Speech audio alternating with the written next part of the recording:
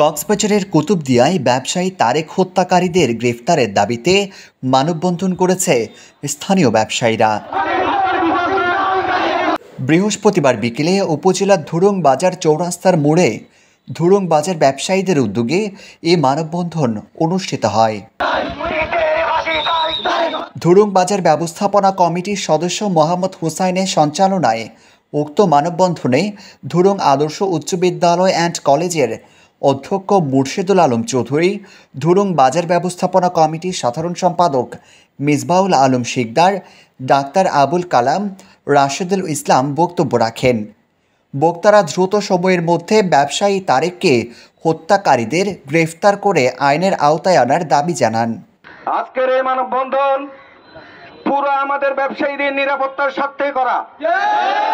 আজকে তারেক চলে গেছে, কালকে আরেক তারেক চলে যাবে, এর নিরাপত্তা কে নিবে?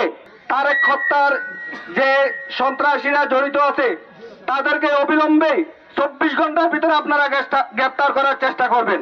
প্রশাসন ঠিকই কাজ করবে, একদিন কোন সন্ত্রাসী অবশ্যই তারা পড়বে, তাদের বিচার হবে।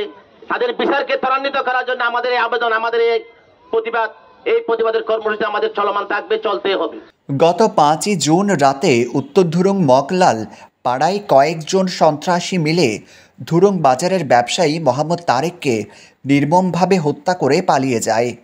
হত্যাকারীদের দ্রুত গ্রেফতারের দাবি জানান ব্যবসায়ীরা। মানববন্ধনে ধুরুং বাজারের ব্যবসায়ী সহ শত শত এলাকাবাসী অংশ নেন। News desk, TTN।